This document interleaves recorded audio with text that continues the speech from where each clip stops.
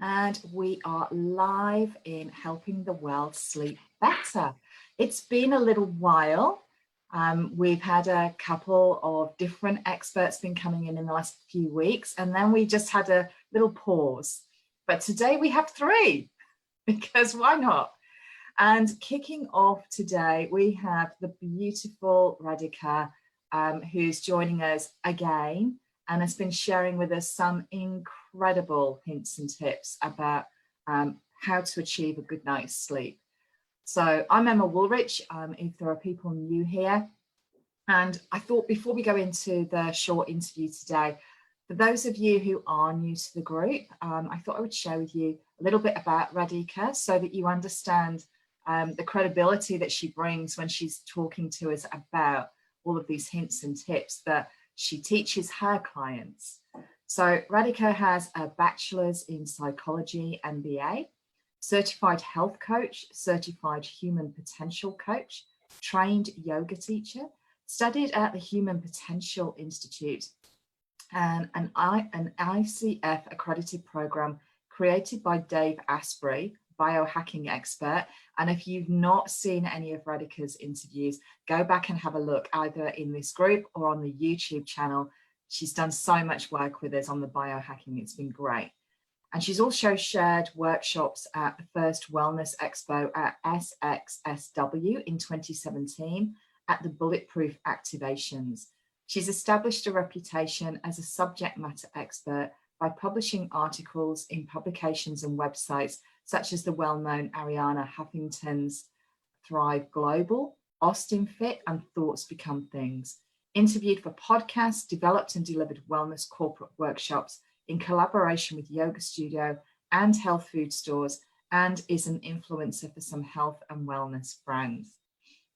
But that's not enough. She's also the founder of Holistic Prana, where she offers integrative health and life coaching. And she has the honor of guiding busy professionals and entrepreneurs around the world to a superior state of well-being, cognitive performance, and inner bliss. Who doesn't want some of that? Her approach seamlessly blends together science-based practices to improve the function of every aspect of the body, as well as resources along with accountability that uplift the mind and spirit. And it's always an honor to welcome you back, Radhika. And when I woke up this morning, because we're in opposite sides of the world. So for everybody who doesn't know, Radhika, where in the world are you from? I am in the US, in Denver, Colorado. So beautiful. It always amazes me, you know, in Australia, and we're sort of like at the other end of the time zone. And so I woke up this morning to this beautiful message from you, Radhika, and I was like, what a way to wake up. It's a dawn here. It's just rising. And you wanted to talk all about light today and how light impacts sleep. Yeah, I was just looking at that, what I shared with you. That's right. Yeah, it just came to me intuitively that, you know, maybe that's what we should share for the last one. Absolutely. And this is the last time that we'll be seeing Radhika in this group. And I'll share more next week about what's going on with this group. But for right now, let's just enjoy this conversation with Radhika. So Radhika, light and sleep. So what's the big connection for you, and how do you use this when you're having conversations with clients? Right. So a lot of the conversation around light is related to us as, you know, as evolution, because if you go back to our ancestors, you know, they slept when it was dark and they woke up with sunrise. And we now are exposed to all this artificial light, which is not the way our sleep hormones are used to functioning, you know, so it depletes our main sleep hormone, which is melatonin. And usually what happens is either the body stops producing melatonin because it doesn't get enough of the natural sunlight, or it has just these, you know, other patterns. The cortisol is high because of the stress of all the, you know, environmental disruptions in our circadian rhythm. And so really going back to how our primal ancestors, they lived, you know, so being conscious that in the night, when it's getting, dawn. It's always nice to, of course, have a walk after dinner, but really to begin by finishing your meal before sunset, or right by sunset at the max. So you have enough time for, digesting your food, and your body's getting like, really ready for the rhythm of shutting down and, getting slow, the nervous system. But we are not used to that because we have our phones. We also have the artificial light in our house, because earlier you only had incandescent light bulbs, and now we have LED lights and fluorescent lights. But earlier it was maybe just candles, right? Or maybe just go to sleep when it's dark. So really, number one is something, if you're not already doing, like tonight, just make sure your dinner is done by sunset, or at the most, right at sunset, and just dim your lights. If you don't have a dimmer, and if you don't have, incandescent light bulbs, maybe think of switching that in the near future. But for the time being, maybe just play around with just lighting some candles. Love that. And how romantic is that, hey? It just makes you feel soothed, doesn't it, when you're like bathed in candlelight? Yeah, it's kind of like setting up that tone for a restorative sleep, and or instead of getting wired, okay, we're going to switch on the light, we're going to switch on a show. A lot of people like to sleep watching a show, or we are going to look at our phone and see what our friend said. And I'm not saying I do that myself every day, but I hack it. So I'll wear glasses which block the blue light. I won't switch on any white light. I don't have white light in my house. I don't have fluorescent bulbs. But just being conscious that if we don't do that, that white light, as I had mentioned earlier, can disrupt our natural sleeping circadian rhythm and shut down the, the melatonin, which helps us stay asleep. So that's one when it comes to light. And it's so simple, right? It's like, okay, do you have a candle at home? Just switch that on. And then the next level is, yes, I still want some light, where, in fact, there's a company in Australia called Swannies, and they make these blue block lighting glasses. SWANNIES. SWANNIES. Swannies. Okay, I'm going to make a note of that. Yeah, I can share the link. And there are many different companies that make those kind of glasses right now, because sometimes we just have to look at the screen before sleeping, sending an email or a message. So that's one way to hack it. But really, you want to start simple, which is why I said just switch on the candle. Light a candle, and take it from there. There's always the next step.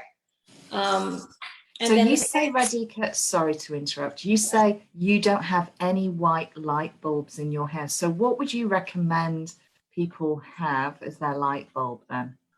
Yeah, so the perfect really is to get some amber light, because sometimes you get up in the bathroom and you have to go in the night. So if you switch on a bright light, then a lot of my clients sometimes say they wake up in the night and then they can't fall asleep. And so maybe like having some dimmers installed. And of course, you don't want to have white light. You want to switch that with incandescent light bulbs. Yeah. And just dimming, and we don't have any bright light. But the next step was also having like amber light by your bedside or in the bathroom, especially. So in the night when you wake up to go, it doesn't really disrupt. Yeah, and you can buy those little plug-in lights, can't you? Right. They're called night lights. So you could just have, like you have for children's bedrooms. Yeah, the only thing is I don't recommend switching that on the whole night, because there has been a study that shows that when you sleep like in like complete blackout curtains and a blackout room, the quality of sleep, not necessarily the quantity, because you could have more hours of sleep, but when you track it, your quality is not that good, but you have a really good quality sleep when you're sleeping in a really dark room.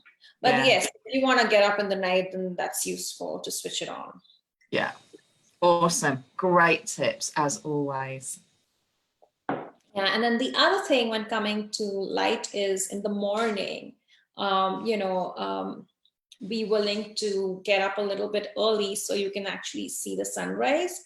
And if you're not able to see that, but you don't want to get on the computer without really exposing your eyes and your brain cells to the sunlight, because that's really when your body starts producing serotonin, which then produces melatonin, which helps in the production of melatonin. And really that starts the process begins with the synthesis of vitamin D, with the sun rays coming on your your eye, your skin. And so even if you're wearing glasses or contact lenses, avoid wearing them when you're looking at the sun, so it actually helps balance your circadian rhythm.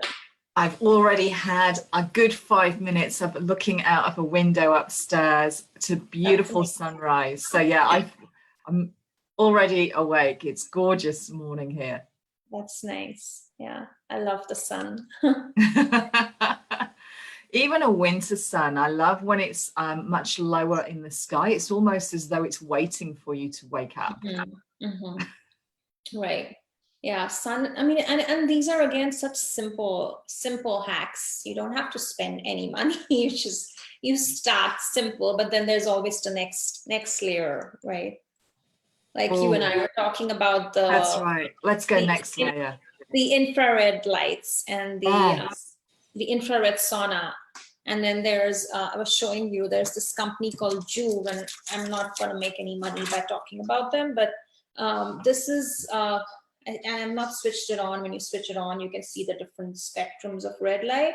But what this really does is, like, you spend 15 minutes looking at it, or even if you have an area of inflammation in your body or some aches or pain, and you have it at this distance, from you, it actually heals you at the mitochondrial level. Amazing. It has different spectrums of near infrared light waves, which actually have a very healing effect on your mitochondria. And there's a lot of science behind this. I have an article which gets into it on my blog, and I can link it. That would be fantastic. Thank you. That is the next layer, like how I was talking about the glasses. Because there are some parts of the world where in winter you don't get much sunlight. So what do you do? So, that's what you can do. And then you also get these red light lamps. Like if you're sometimes in the US over here, people have to work, especially with the quarantine. There are times when sometimes people have to work in the basement and there are no windows, or there's no natural light coming in. So people hack that with putting an infrared bulb, which will have the same effect as being in sunlight. So you could just get a standard desk lamp and just change the bulb to be an infrared bulb. You don't have to have a special light. No, you could do that, but there are also, I don't know if it will work that way, but there is another company that I use their, they have a portable infrared sauna, and they also sell the sauna lamps, like the bulbs. And I had seen it at my functional medicine doctor. She just puts it on her desk. Yes. So, and it's I'm loving so if you don't have space for an infrared sauna and you don't want to invest that much, you can get the little lamps, put it by your bedside or at your office desk. And it sounds like a beautiful way to set up the bedroom space as well. Like your bedside lamps, having little infrared on them, and it's before you go to sleep, it just feels so beautiful. It's like that whole warm glow that a candlelight normally brings as well. Exactly. That's excellent. That's so amazing. It's all what you always bring so much to these interviews, Radhika. Thank you so much. Thank you so much. Glad it was helpful. Very helpful, very helpful. So for everybody, and I know this is super early in Australia, but for everybody who's going to be watching this afterwards, please pop below #replay. And if you have any questions, Radhika is going to share the names of all of those ideas that she's been sharing with us, those tools, those tips, those techniques with us, and also give us a link to that blog that she has. And obviously Radhika is over in Colorado, but that doesn't mean that you can't reach out to her from anywhere in the world. She has clients all over the world. So simply reach out to her. If you've connected with Radhika over the last few weeks, then please just reach out to Radhika.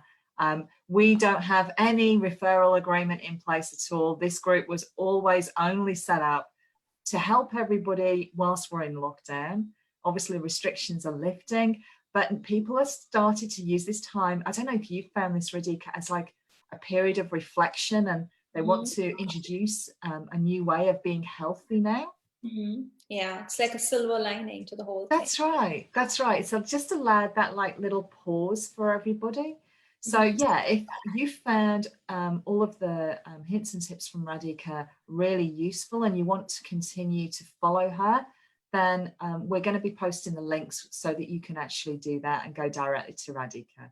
So all I have to say now, Radhika, is thank you so much. It's been so beautiful talking with you every couple of weeks. I know we're going to stay connected in whatever we do after helping the world sleep better. And I look forward to wherever this takes us. Likewise, it was a pleasure. Thank you, Emma. Thank you so much. Bye. Bye.